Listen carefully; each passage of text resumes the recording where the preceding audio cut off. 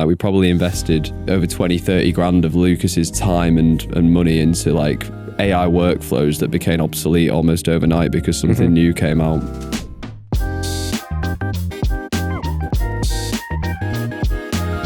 Welcome back to another episode of D2C Diaries. I think we're on episode 47 now, so coming up to the half century. Big numbers. And today, joined by Sam, COO of Soar Group, our resident AI expert. Second time on the pod. Second time. This time in a new studio. Black Friday episode last year? It was a Black Friday episode, yeah. It was in the old studio that time, and it's a nicer setup. You can tell we've got sponsors. Yeah, we've come on a long way from then, both as a podcast and a business, I think. And like I said, Sam's our internal AI expert, or the driver of a lot of our process optimization at product level and a lot of the AI work we've been doing in the business. And I think over the last sort of two months especially, we've had a lot of guests on. We've spoken a lot about AI in parts of episodes. It felt right to do a full episode dedicated to the topic, not just the tools and not just the tactics, but more like the mental models, the frameworks, the way that we're thinking about AI operationally at a business level. And Sam is by far the best person in our business to talk through that. And wanted to dedicate that episode to that today. So looking forward to diving in. Being a founder of an e-commerce business is a constant grind, as a lot of our listeners will know. You're the marketer, you're the accountant, you're juggling many, many things. And one of the biggest problems that we see in most ecom brands is cash flow. So let's say you've got an ad campaign that's absolutely crushing, but you don't have the capital to be able to pour more money into it. Or let's say you're about to run out your best-selling product and you needed to restock like yesterday. We know so many founders that have tried the traditional route. They've gone to banks and been told to come back in a couple of years when they've got more history. Or they go to traditional investors and they spend more time pitching than actually running the business. They thought there was no other option and that funding always meant giving up control. That's where Wayflyer come in. They understand the speed and unique needs of e-commerce. They give you the funding you need based on your business's performance, not endless paperwork. And it's non-dilutive financing, which means you don't have to sell a single share of your company. No one wants to give away their equity, and you get to keep all of it, which is something you've worked so hard for. Plus, they give you more than just cash. They give you access to insights and analytics so you know how to best spend your newfound capital to drive growth. I think I can speak on behalf of Olly and I here. So many of the brands we have worked with have used Wayflyer at inflection points within their business to help them scale to multiple 8 or even 9 figures in revenue. It's not just a loan, it's a partner in growth. So if you're a founder looking to scale up without giving away equity, it's time to check out wayflyer.com in the description below. It's a pleasure to be back. I see myself right now from a COO perspective, almost like if you were to picture a Venn diagram where on one side you've got CTO and the other you've got COO, it's like that intersection, which I think is really important for a lot of operational leaders right now. It's like, how can you drive AI in a business through an operational lens? And I think when you picture that Venn diagram, it does a perfect job of visually telling you where you should sit within an org. And that's where we've put a big emphasis so far this year. So yeah, excited to jump in. Yeah, I think that's a really interesting way of thinking about it and like visualizing it. It's like we've talked a lot about that convergence of agency and SaaS for us. And I think you almost can see that, kind of think that across other business models, even product businesses. Like, I don't think it's going to be rare to see some of those functions that were maybe more, say people or roles that were maybe more reserved for SaaS businesses, sort of data, tech hires, appear in some of these product businesses over the next 12 to 18 to 24 months.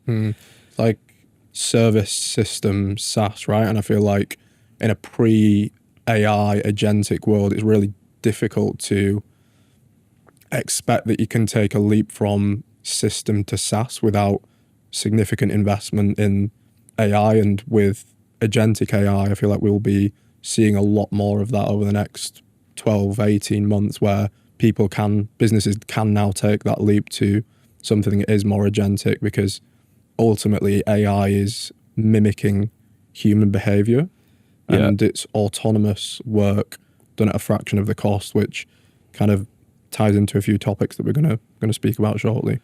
100%. And I recently went into Pure Sport's office through invitation by Dan to kind of do a bit of a talk on AI and D2C. And I think we're entering this new era, this like D2C, I called it like D2C 3.0, where it's like, we know that costs are going up.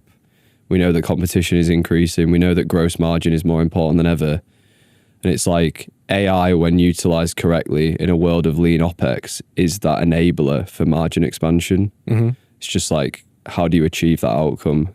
Yeah, I wonder if there's going to be like a different way to measure this in like the next 6 months. Like everyone was so focused on contribution profit, but OPEX doesn't fit into contribution profit. And with AI being such a high leverage part of the business to invest, is there going to be a different way to look at that and how that looks from a cost perspective? Yeah, I wonder if it's like functional or at P&L level. It'd be interesting to see how that looks. Yeah.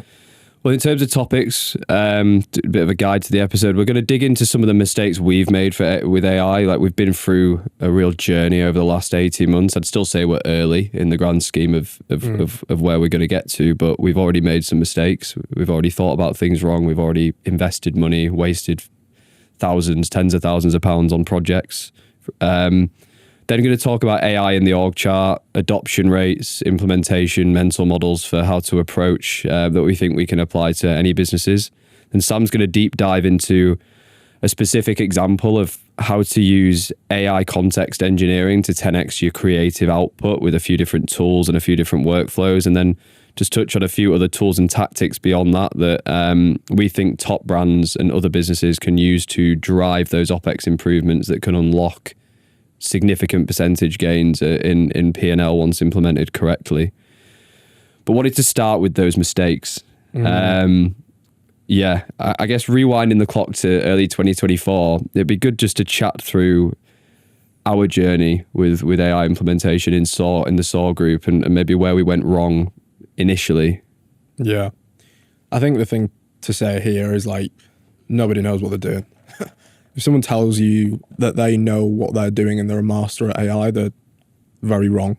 And that was very apparent for us in 2024 going into 2025. And some of the problems that we experienced and the things we got wrong are really going to set ourselves up for the coming topics that we're going to discuss. But for us, it was always like, what are the operational levers? Like, how can we drive more output per unit of time, which is always the right way to think about improving a system, deploying something AI related into a business.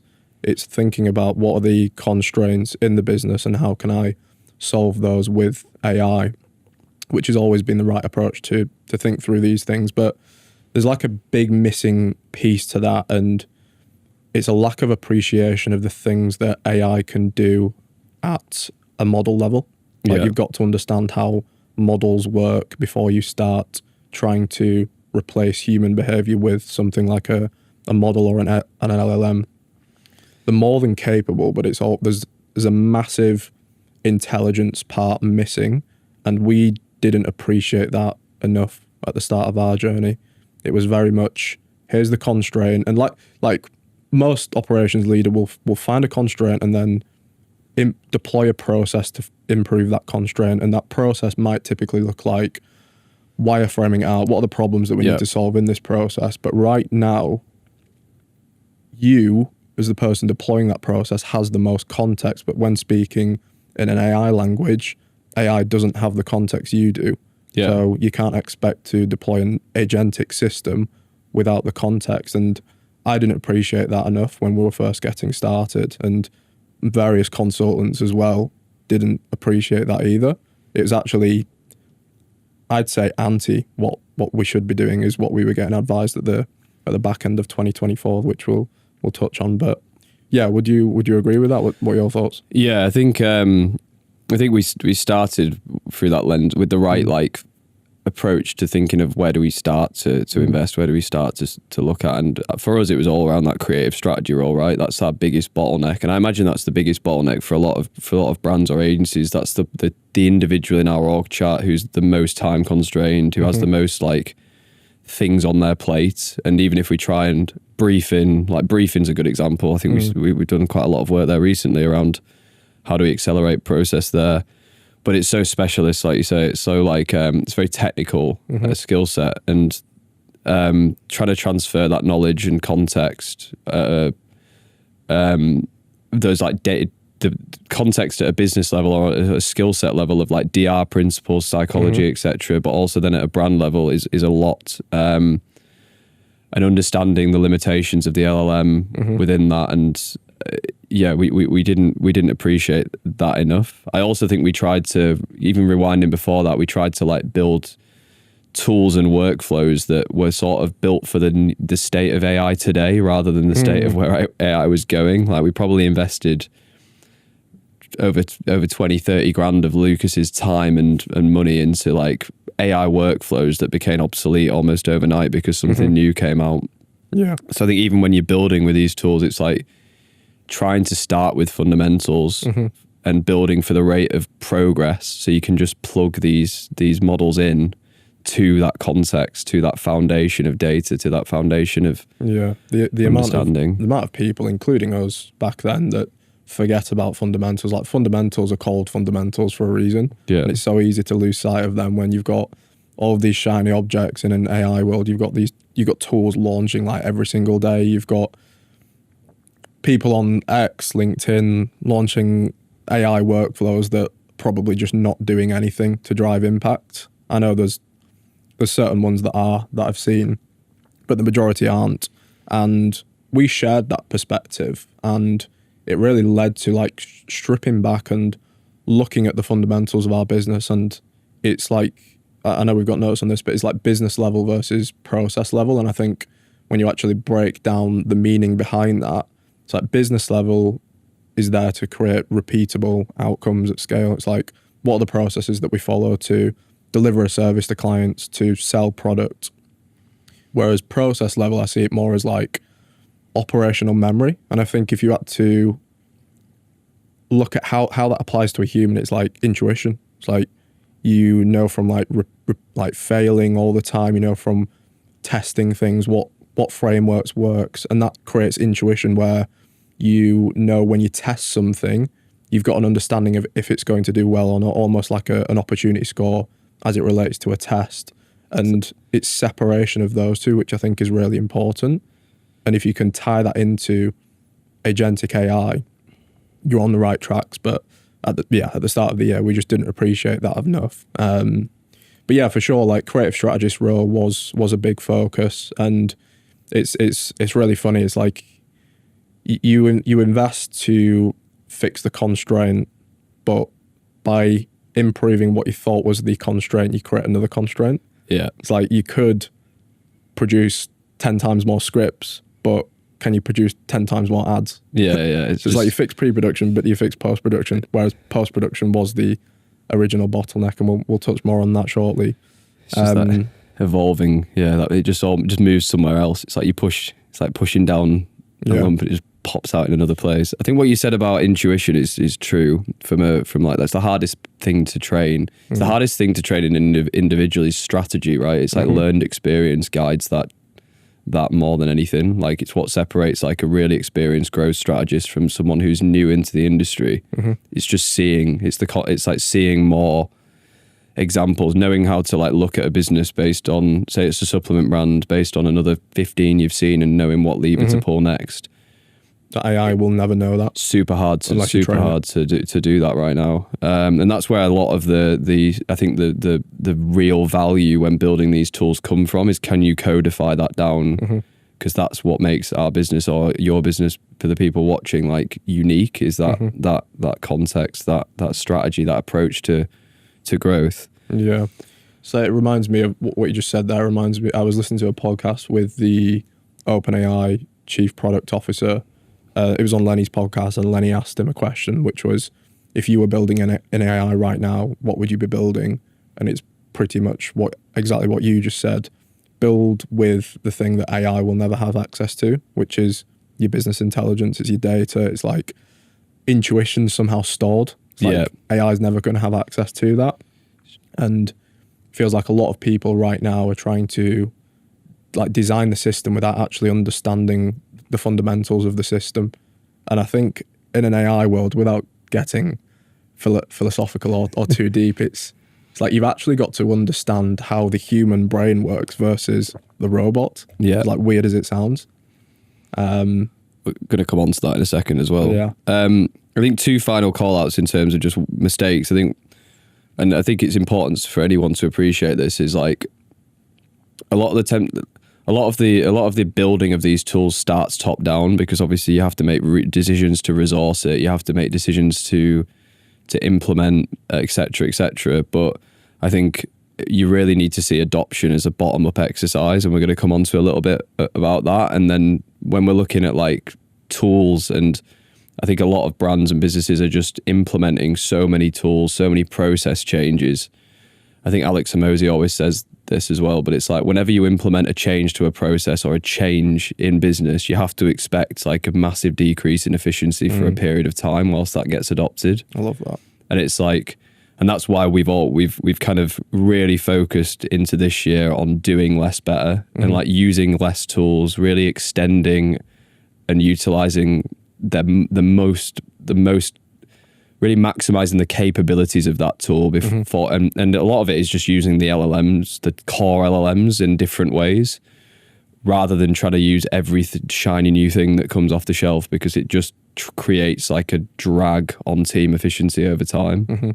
Yeah. To Hormozi's point, I think the way he articulates it is assume any change will create a 20% decrease. So the change that you want to implement needs to have at least a 50% upside chance. So, and I think this really applies to an AI world. Like if you want to invest yours and the team's time in creating a tool, think big. Like this tool that you implement has got to increase throughput, drive operational efficiency up, OPEX down. Nobody thinks through the lens of both operational efficiency and throughput. Everyone's thinking right now of one of the two. Yeah. But if you drop OPEX, like your throughput's probably not going to increase. You need to think through both. And that's exactly what Hormozi is trying to say by saying, what is the 50% upside? Like, yes, OPEX could go down, but can throughput truly get driven up as well? Or is it constrained somewhere else? Yeah, exactly. Perfect. Well, yeah, I wanted to chat through off the spring, like piggybacking off that piece on AI adoption. I think we've gone on a journey into this year of like really focusing on getting 100% adoption rates, obviously spearheaded by yourself. And I wanted to just chat about how we've done that, because I think the way we've approached this, I think any business can apply it. I think it's fundamentally quite simple. It just requires an owner and a driver of yourself. I think a lot of this obviously again has to start top down in terms of like education, in terms of leadership, and those at the top of the business having the right mindset towards AI, and almost like implementing it in sort of hiring processes, vetting for people having the right mindset towards it, utilizing it, understanding it, which obviously we've implemented. But wanted to chat about how we've within the team like really driven that adoption rate up over the last 6 to 12 months. Yeah, this was a massive part we didn't appreciate enough last year. Was any new initiative needs to come from the people that will be practicing that initiative. So bottom up adoption has been like tremendous for us once we actually implemented that, and you got to understand why like that's important in the first place. And the reason why we wanted to do that is like everyone knew what AI was, everyone was probably experimenting with it already, but it was probably a bit fragmented. It's like everyone was using it, but everyone was using it slightly differently. And when you've got 50 plus people operating in silos using tools differently, you're probably just going to get 50 plus dead ends. So bringing that together was super important to us, because that's something that I suspected was happening. And you like the way we did this was through firstly talking about it and like almost embedding it within one of our cultural pillars. It's like a cultural pillar is like it's a behavior, it's a shared system of behaviors. If you want AI to become a shared system of behaviors, talk about it like it's a baseline expectation, like Toby does with Shopify. Yeah. And it creates this forcing function when business objectives are aligned to how you want people to use tools. It's like bring people together to understand how a tool works and what we're actually trying to achieve by using the tools. And that is that forced function where everyone's doing the same thing. And the first session that we did when we actually decided to go with an AI committee and get a group of people together that really have a passion for AI and improving the group through these tools. And the first session wasn't even about AI. It was literally about theory of constraints and making sure that everyone's aligned on how we should be thinking about this and really solving a problem through AI, not trying to create more problems for ourselves, like back to the whole Mosey quote. So that was like a massive part for me personally that I wanted to get across to the team. And another like really like massive benefit of doing something like an AI committee within a business is it's just like compounding knowledge over time. Like every single session we do, knowledge is compounding. People are coming to the table with new experiments that they've done as it relates to like the initial business objectives we set. People are coming forward. People have built some like crazy things, which is like so cool to see. It's crazy some of the stuff they build. We've got offshore designers coming with like crazy innovations in like design workflows. We've got production team building like apps on their phone to mark, building like mobile apps on their phone, to mark good shoots so that we can tick it faster in creative strategy. It's like I think getting that innovation bottom up is almost better because they deeply understand the problem in their workflow. It's like any process feedback is better coming from the person working it than the person who built it. And it's just been amazing to see that like momentum. It's been crazy. I think it's just super powerful. Yeah, I like to view something like this as it's like give people a platform where they can explore AI tools, LLMs at a company level. So we're building knowledge and data that can eventually create like operational logic. So by them using the tools, you're almost building a context foundation. It's like, this is what a really good prompt looks like for me. This is what really good system instructions look like. This is the output that was the best I've ever got. All of that will compound and almost act as that knowledge layer, which is essentially context. And that's then going to feed that next evolution of AI implementation within an agency when it gets more towards agentic AI. So yeah, that was a big one. A couple of examples. Josh, head of search, he's next level. If he's watching this, like, Josh, mate, you're doing the right things. He last week he ran through, so he's got Cursor set up on his desktop, and he in half an hour he said, "What should I build for the next AI committee?" Just because he was experimenting with Cursor. And I tasked him with, what was it now?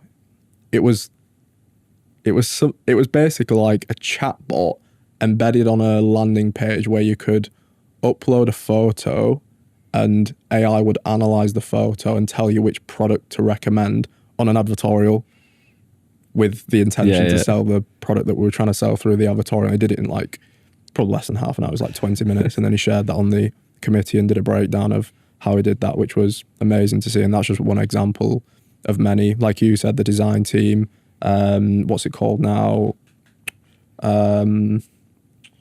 It's like NAN, but for design.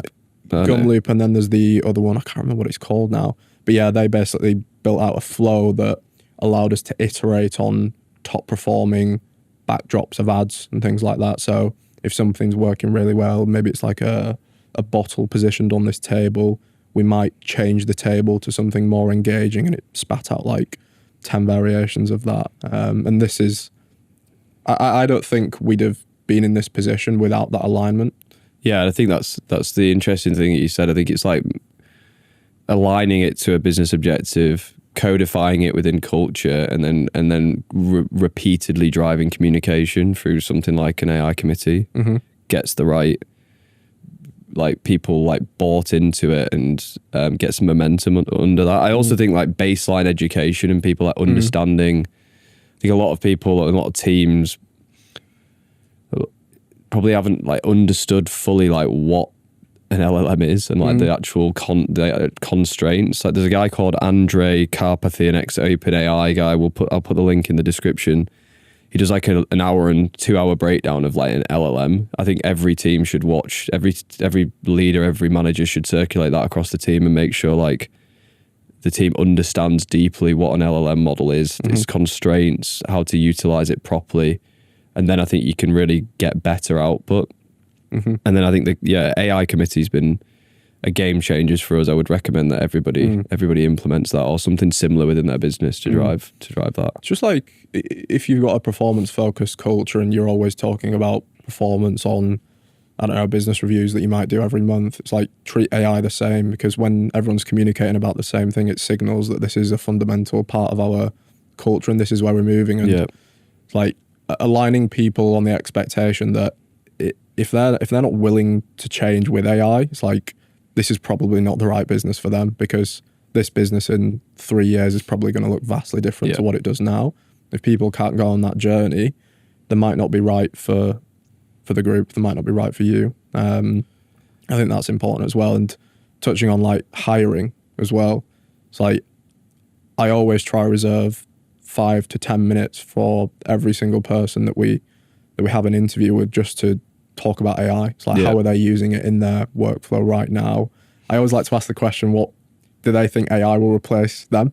And see what just their perspective on that is really interesting. You can kind of understand how deep someone is in AI just from asking that question. So I would say it's become part of our hiring like criteria as well. Been codified in our way of bringing people into the business for sure.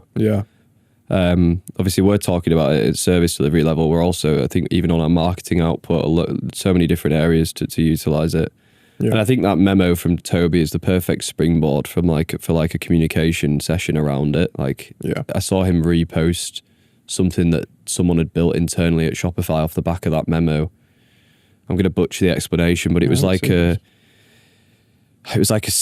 analysis tool that someone had just coded, and it had just, I can't remember, but have a look on his Twitter feed. It was crazy that someone had just built this in like the spare time as part of their daily work. But similar to, obviously our use cases are a lot like smaller, maybe not quite as impactful as what that individual built, but we've seen that behavior from going on a similar journey. Yeah, it just compounds over time. Coding's a really interesting one. Like the amount that's been disrupted is super, super interesting to me. And you look at tools like Lovable, which have gone from 0 to probably a billion in valuation in the space of one of the fastest growing companies of all time, I think. In like the space of 12 months. Could that sustain it? Is it just a fancy wrapper with really good prompts built in? We don't know, but that's really interesting. But yeah, I think any business with like over 5 people should get together. It doesn't maybe need to come in the form of a committee, but just at least dedicate time per week to talking about it and really aligning it with business objectives. Like if you can get people bought into the theory of constraints and like what is a constraint and how we should be using AI to solve that, I feel like it's just an absolute no-brainer to do right now. 100%. And consistency on top of that is don't let that fall by the wayside, because it'll stack up and it'll compound over time. Kind of wanted to switch gears. So we've got a really solid adoption. I wanted to chat a bit about like how we're thinking about AI within our business to set ourselves up for success longer term, and the learnings we took from those previous mistakes. And I love the quote of like, I think this is all anchored around that concept of build for the slope, not the intercept. And I think that's like the fundamental quote that we have kind of sort of anchored ourselves to in terms of our approach to building AI systems, processes and tools longer term.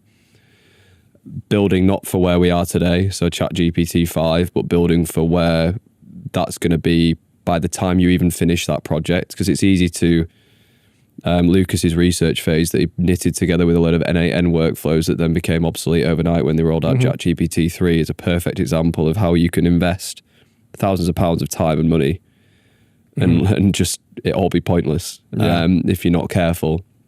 So yeah, I wanted to get your view on how are you approaching this within the org today, and where do you think brands should start or businesses should start? Yeah, I love intercept versus slope thinking. I think to like really crystallize this for viewers, like intercept thinking, it's like chasing quick wins. It's like that initial bump in momentum that you'll see from implementing a tool, but that decline that you'll see 3 months later from something that gets released, and short-term increases don't compound like a slope does, which is sustained growth. And thinking with the slope is always about investing in infrastructure and the context layer that AI will never have access to. So as models get better and better, how can you best set yourself up to give models that data for them to perform better and better? It's like if you were to task a new person that joins the business with creating a winning ad, they would really struggle because they don't know anything about the brand. Yeah. And that's what intercept thinking is. It's like tasking AI with something that it knows how to do because it's intelligent. It's like got the same intelligence level as someone from Harvard with a load of degrees, but it's like, do they understand the context of your brand? Specialization, isn't it, I guess? Yeah, specialization, business intelligence, intuition. Like can you systemize the collection of intuition? I think is a really interesting thought exercise, and that will lead you down a path of not really even using AI. Like if you want to build for the slope, you don't actually need to use AI, and you don't need to use AI to the level that you think you do.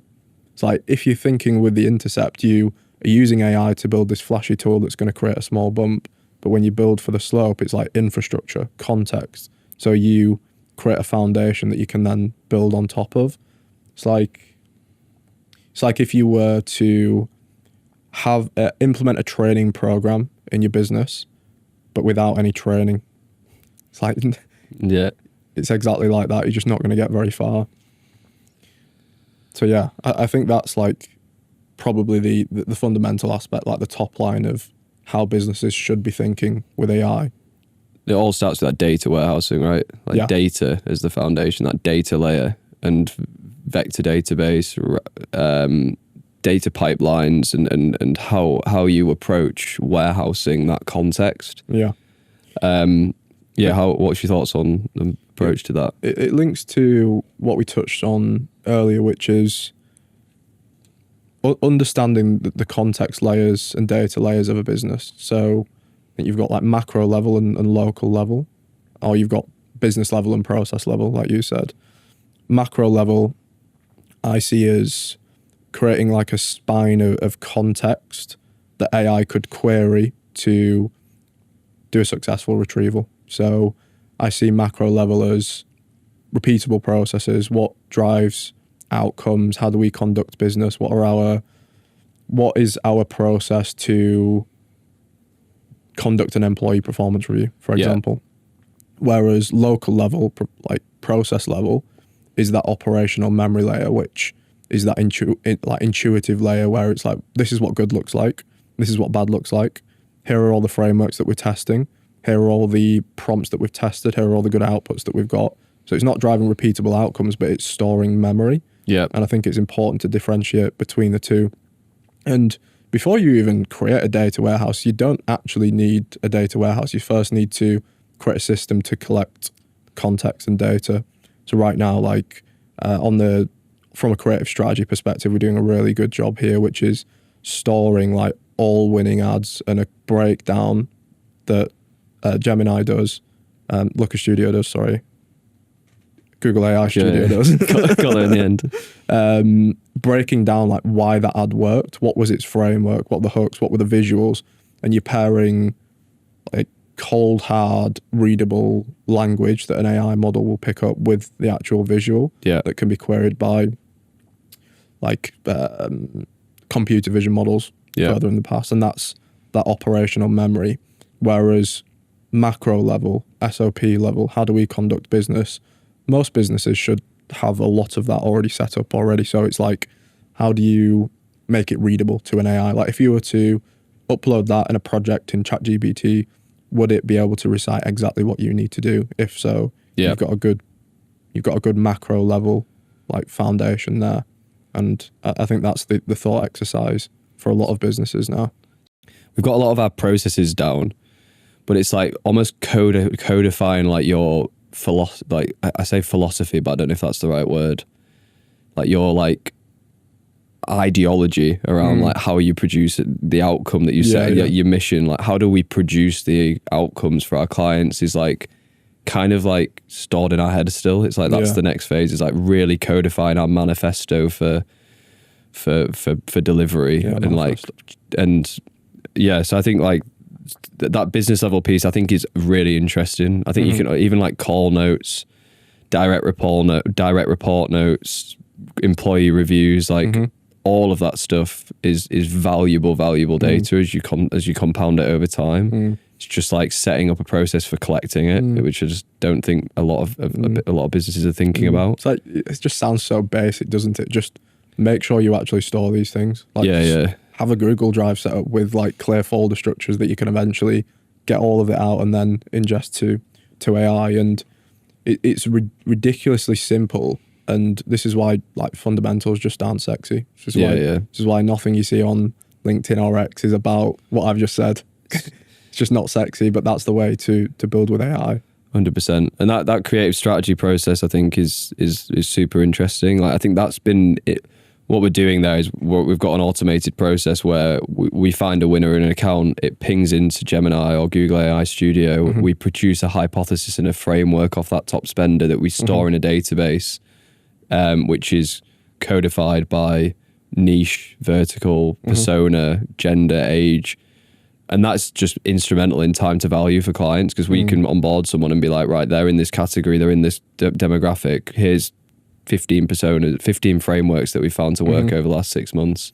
Yeah, and you can see where it's going. Like if you've got this structured database, if a human can query it with logic, and like some form of like relational understanding of how a concept or a framework links to the brand, an AI can do that too. Yeah. So it's setting yourself up for that eventual querying of a database, and that's just one aspect of that. What if you had a database for creators, for scripting, for copywriting styles, for visuals? It's like specialization within that approach. Yeah. I think that's what an agentic future looks like. It's like a corpus of business intelligence that multiple AI agents can query, bring them all together, and then produce the outcome that you want, which makes me really excited.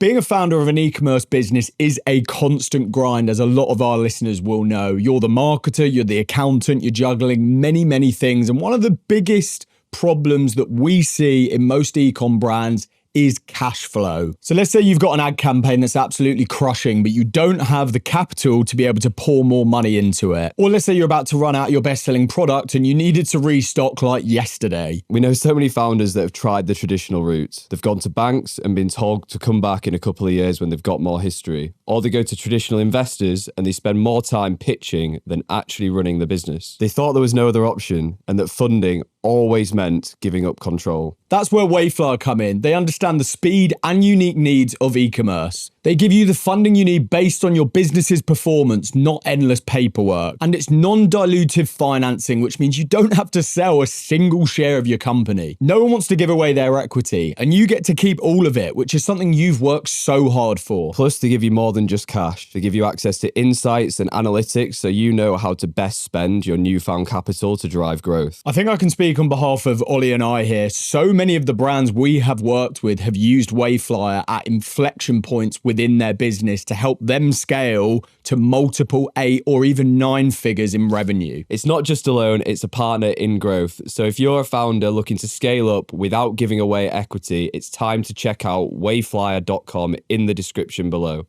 I wanted to. I think this leads nicely into this talk you did, which I wanted to recap on here with. You obviously delivered it with Triple Whale a couple of weeks back, with the title of "How to 10x Your Creative Strategy with AI Context Engineering," and had loads of feedback. 3 or 4 people on WhatsApp messaging me saying you dropped too much sauce on this one. So wanted to go through like a bit Saucy.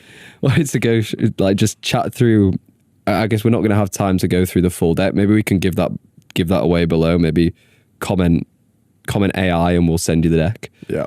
But yeah, it'd be good to just chat through at a high level, like the thought process that sort of flowed through that session. Yeah. So again, linking back to like a lot of things we've been speaking about already, which is context engineering. This is why N8N workflows that you see on X, LinkedIn don't produce a really good output, is because of context. So I try to approach this through the lens of, well, already knowing that AI can do 90% of pre-production work, scripting, etc. But everyone is a lot of people are at 50% realization of that because they don't understand how to pull in context in a scalable way. That's another key part of this. Like, how can we create a workflow that is automated but can also pull in context, like, I think very, very quickly? I think that's key. That's the understanding the limitations of where AI can go wrong as well, isn't it? Because if you provide an AI model with too much information, it finds it really hard to query it in a structured manner. Yeah. So, like, what is context engineering? It's essentially like structuring information, tools, and data to give an LLM an exact understanding of how to perform a task to a high standard. That's what context engineering is. And people get that mixed up with like prompt engineering, which is still important, but a 10 out of 10 prompt without the context is still like a 5 out of 10 response. So yeah, that was like the core, like the principle behind creating this workflow that the team are now using, that we're getting the outputs from this are like really, really impressive. I even showed it to Lucas and he was like, I was pretty bearish on this, but then he saw the outcome and he was like, wow, that's pretty good. So yeah, I wanted to create briefs, UGC briefs specifically, in lightning speed, using hundreds of thousands of data points pulled from various sources, first-party data like ad account data, and then third-party data like Reddit, Trustpilot. And I know we've gone into this before in previous episodes on the podcast, but we heavily rely on things like Trustpilot. So I think the way to look at this is like, what are the customers saying and what are potential customers saying? Yeah. Potential customers being people suffering from pain points on platforms like Reddit, whereas your customers, they're probably already expressing how your product has fixed their pain point. So really high quality data sets there. And what a human would do there is look on Reddit, probably spend like an hour and a half looking through all of these communities, threads, comments, etc. Same with Trustpilot, which is going to take a lot of time. So I really wanted to automate that part. And the other aspect of that is like creative analytics. So what are all of the data points associated with creative and why is this performed? And when you look at, so all of this came from looking at how a human does that work first, breaking how a human would do that down. And when a human analyzes how creative is performed, you look at the analytics, but you pair analytics with the visual. It's like you are watching a video, you are comparing the first 3 seconds that you saw to the hook rate.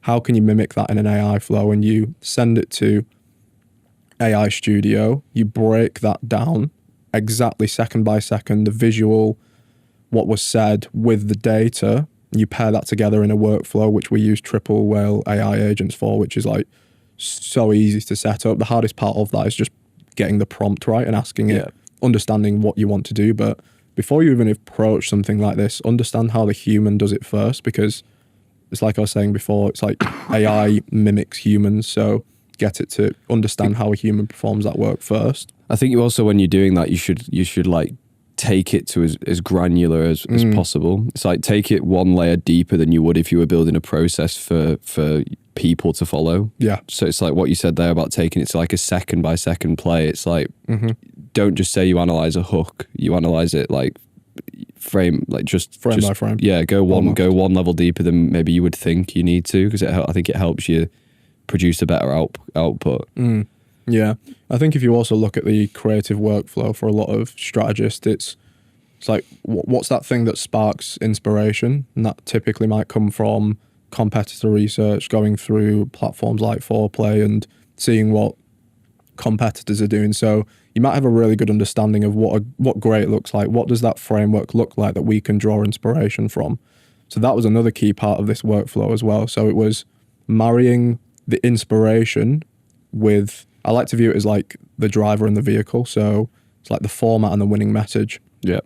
The winning message AI has collected because you've asked it to break it down frame by frame, marry that with the data so you know why something works. Can you pair that with a new format, a new vehicle to continuously, like, net new impressions is like the goal. So it's like, get that winning message paired with something that also has high likelihood of being able to get pushed out to new audiences. And that was done in Triple Whale. And yeah, it was pretty easy to set up. We've actually done a breakdown of this, which we'll give away if you comment AI, and you'll see how all of that's structured. But that's only, that's where most people stop. Yeah. Is just data and inspiration. Where we wanted to take it to that next level was Reddit and Trustpilot. And the easiest way to do this in a conversational way is through Claude Desktop. It's like one of the only, it's really powerful open source model. When I say open source, it allows you to customize the functionality of it essentially.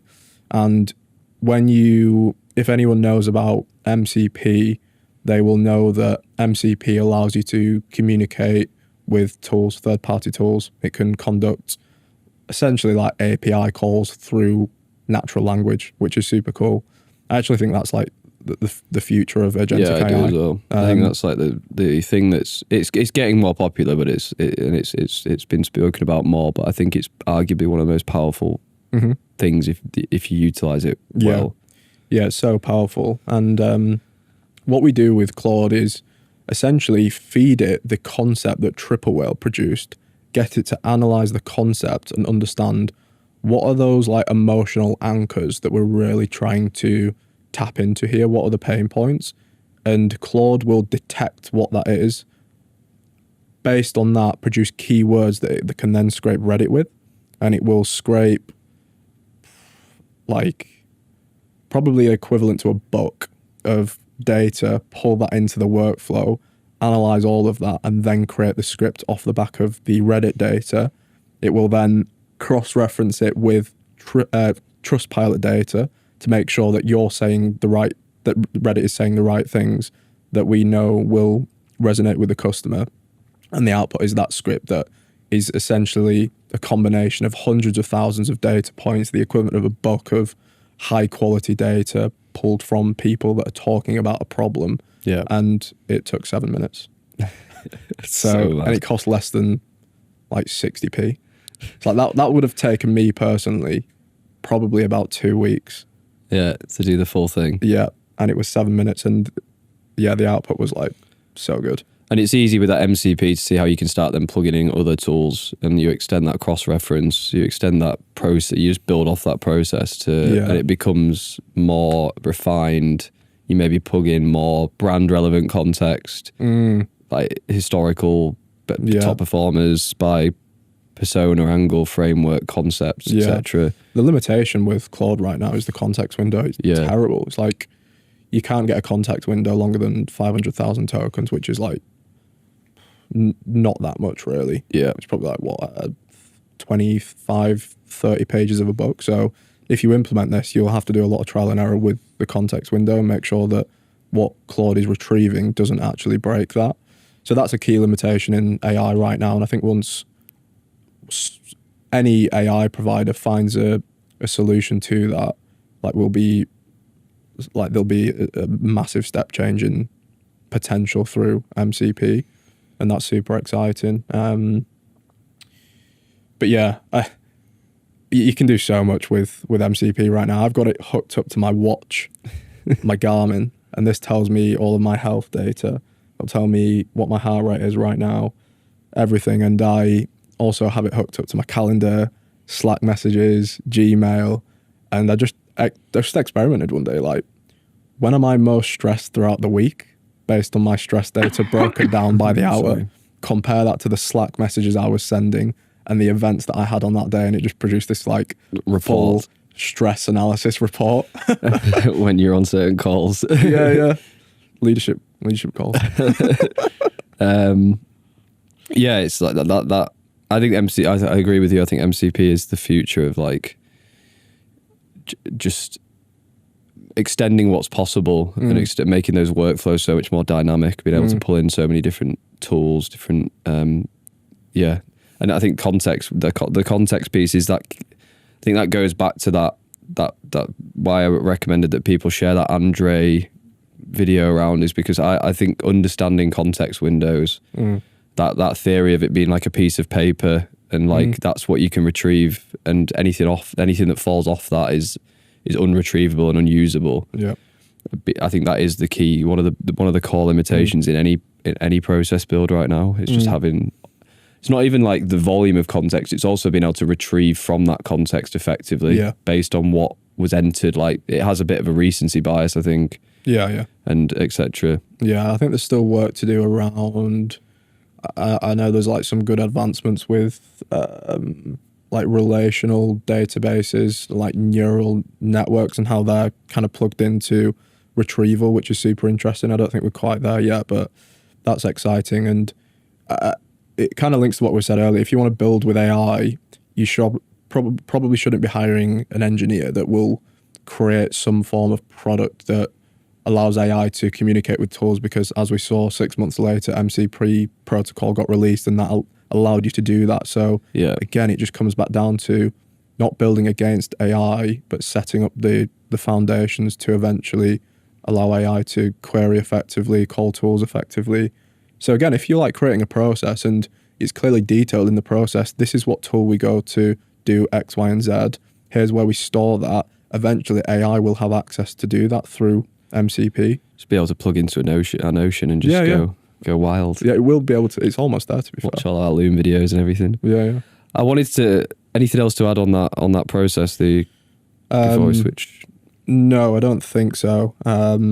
I would just really encourage everyone to test with MCP, because it's, I just can see it being a massive part of our futures. I was going to say, I was kind of wanted to just touch on a couple of bits to close. Firstly, like, where do we think for us as an agency? I think first, what does the next 6 to 12 months look like, or like how are we thinking about that roadmap, and how do you think other service based businesses should be thinking about that roadmap?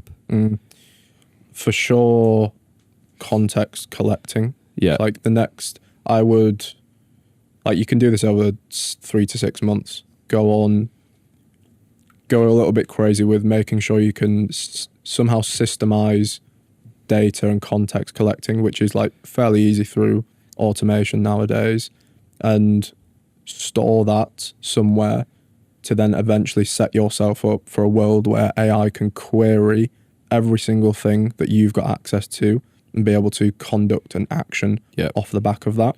Get everybody on the same subscriptions. Like same GPT, same meeting recorder.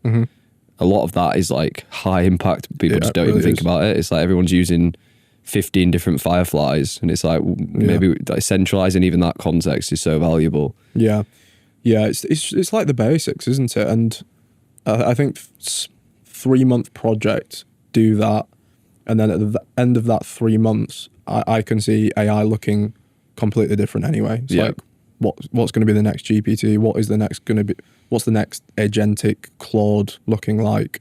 And you will be in a position where that context window is probably expanded. Claude and MCP is probably a standardized protocol. You can upload that SOP to a large language model and actually have it conduct something that you would otherwise do and would have taken you hours to do. But I think it's important not to rush to that, because it can't do it yet, and it especially can't do it unless you are in a position where you've stored all of that context. Other things as well, like make sure you've got bottom-up adoption through something tactical like an AI committee. Yeah. Like get everyone talking the same language. It'll signal that this is a priority. Incentives as well. We obviously did that VO3 day where everybody in the creative strategy team made a VO3 ad. We uploaded it to an ad account. We've tested it and there's a prize off the back of that. I think doing small things like that goes a long way. Yeah. If you want to monitor usage as well, you can do the OpenAI enterprise plan where it will literally give you an analytics dashboard of how people use. Sorry, I'm dying over here. Oh, good. Carry on. How people and when people are using AI, what models they're using, what projects people have got set up, and you'll eventually be in a position where you can share that amongst the team and actually start having, like you would track KPIs, you will eventually be able to track AI metrics as well, AI usage metrics. Perfect. Yeah, and I think for us, it's then, I think we've talked through a few of the way we're thinking about it. It's like evolving those processes, right, to make and fine tuning the outputs to make it more impactful on I guess output per unit of time. We come back to that as the key measure, right? How do we drive that up in a service based business?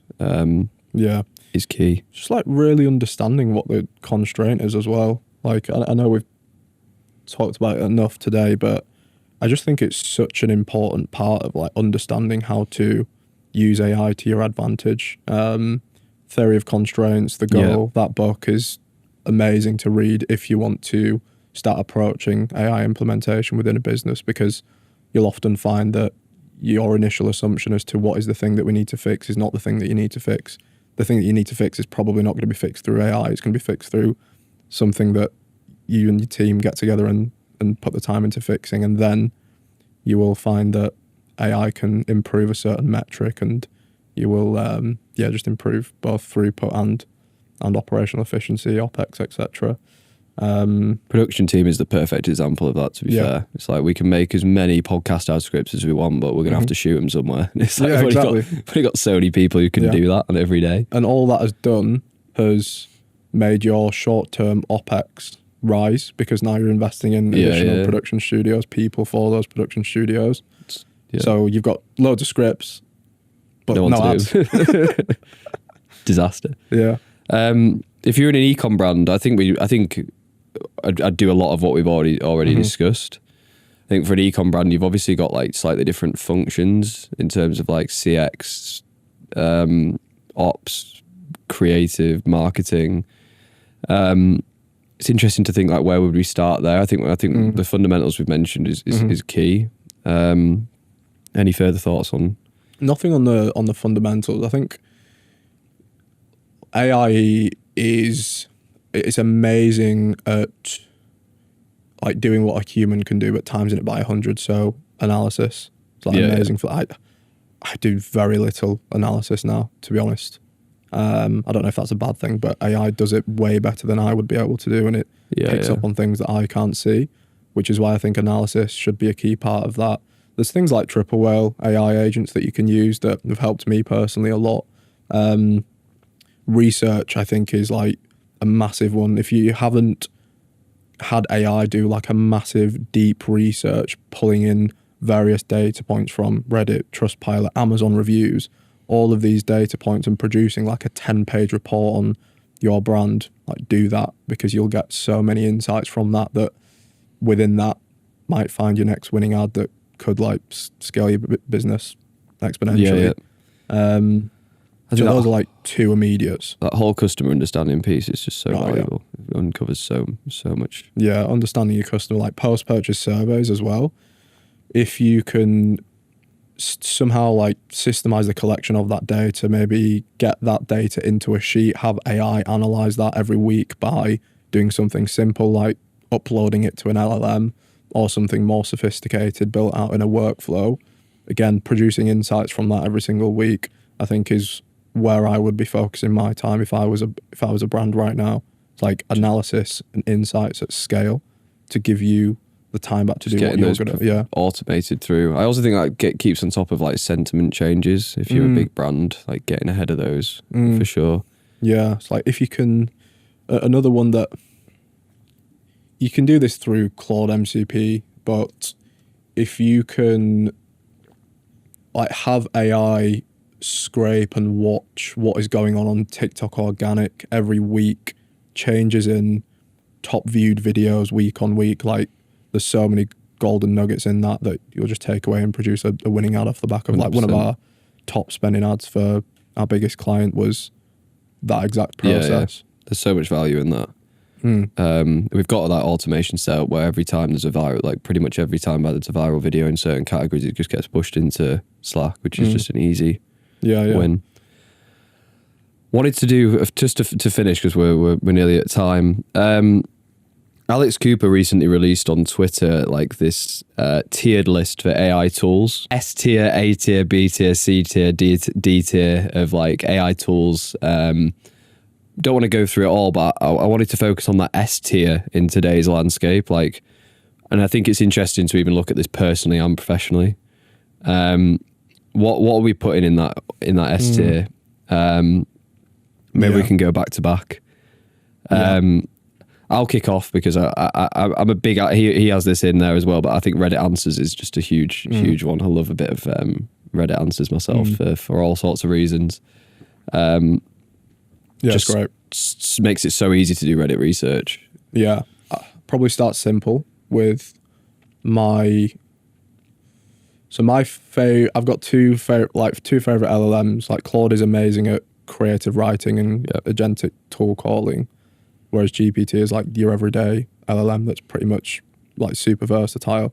I'll give two there, but GPT-5 hasn't been that great yet. Yeah, I think it's been limited though. I think they're rolling out updates at the moment. I think that they wanted to do that to save, well, they needed to save costs on usage. So GPT will call a model based on how effectively it's going to respond to a prompt, whereas some people like me, I just constantly use O3, which is like the most powerful model, just back to back. I was probably doing Sam Altman's head in. Yeah. I'm a big Claude advocate as well. That would be up there with mine. I think Gemini Studio and VO3. They've just updated that over the last 7 days to a new model. I'm sure Lucas will want to be talking about that on one of the next episodes. But it's scary how impactful that's going to be over the next 12 months. Yeah, I would echo Google AI Studio just from a like computer vision perspective. It can break down a video. So I've got into the habit recently of just like uploading looms to it and it's creating a process off the back of that. This is a really easy way to create the context layer as well. Just record yourself step by step going through everything you do and send that off to AI to eventually create that documentation for it. Yeah. Bit of a different one. I like Fixer, which is it's like a personal productivity email tool growing at a crazy rate right now. UK based, London based, I believe. I find that super useful for just inbox management and general productivity. Real big fan. I haven't used it yet, you know. Need to get on it. You should get on it. I need to get on it. I was going to say, NAN, I would say is probably S tier, just purely from an ops perspective. If you need something to be done repeatable, unlike a conversational LLM, like you can create a workflow for that with a trigger, have it do it every day, every 7 days. The example with that was like the TikTok scraper, get it to pull insights in from TikTok. That's not really possible without something like NAN. Yeah, I think NAN is also interesting because you see everyone posting these mad workflows and it's like a lot of the benefits of NAN are like the 2-3 step processes that are just done on autopilot. It's like how you'd use Zapier, but with a little bit more like... a little bit more of like a human touch, I guess. Yeah, and just the ability to like embed AI within that if you want to. Yeah. So like our example as to why it's probably S tier for me is client onboarding and how before a client has even had the kickoff call with us, we've already scraped the full website. We understand all the product range. We understand what the customers are saying, what Reddit are saying according to a pain point, the competitors on Amazon, before we've even taken the kickoff call, and that's not really possible without NAN. And that's like a really simple flow. It might sound complex, but that's not many nodes. Yeah.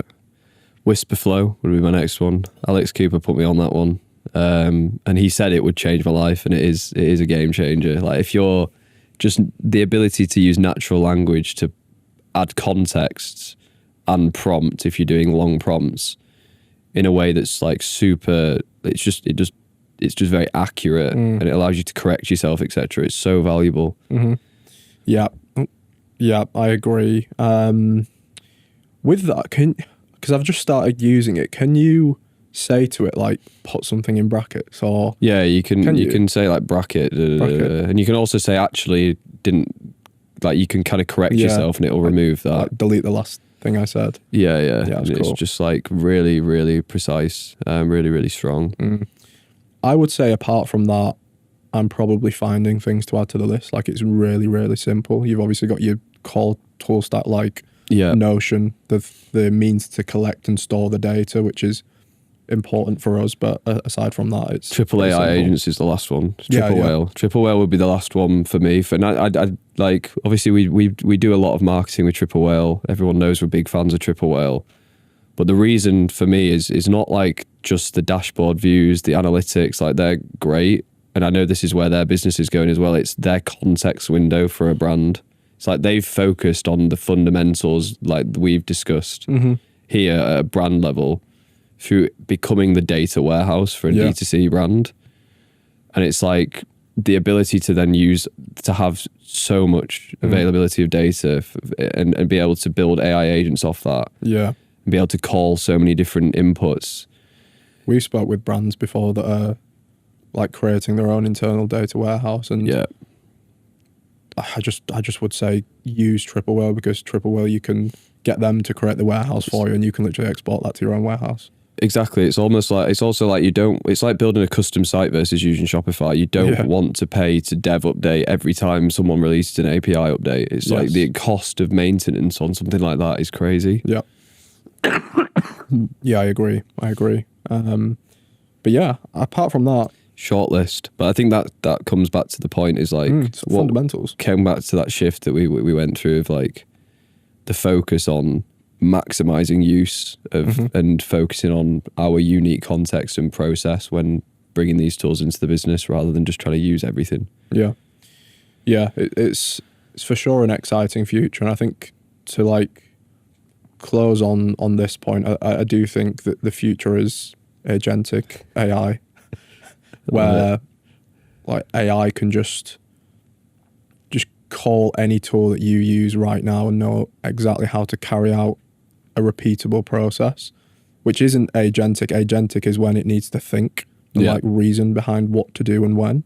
I actually think that's further off than maybe people originally thought. That's essentially AGI. Yeah, AGI. I think it's a little bit. I think that it's going to take longer than maybe. I don't think it's 2, 3, 4, 5 years. I think it's maybe a bit longer, but I could be wrong. But I think definitely like seeing AI agents and agentic networks as part of the org structure, and is I think is a really like short term future. Yeah, it's like if 10 AI agents just emailed you today and they said, we're going to get started tomorrow. It's like, would they know how to do it? It's like the thought exercise. Probably not. Yeah. It's like the models aren't as powerful as they need to be, but also you need to make sure they understand what they're doing. 100%. And that's the fundamentals. It's the fundamentals. Love a fundamental. Perfect. Well, where can listeners and watchers find you on socials? Ooh. LinkedIn's probably the best place. It's looking a bit dry recently. I need to increase the posts. Might do a TLDR off the back of this. Yeah. But yeah, LinkedIn is the springboard. Is the place. Perfect. Well, yeah, thank you for coming on. Thank you for dropping more sauce. More sauce. Hope everyone found that useful. We'll be back on our usual topic of creative, I'm sure, from next week for a bit of a change. If you managed to make it to the end of the episode, as I said, drop a comment below for AI for the slide deck Sam talked through. Like, comment, subscribe on YouTube, Spotify and Apple Music, and we'll be back next week. Thank you very much for listening. Thank you.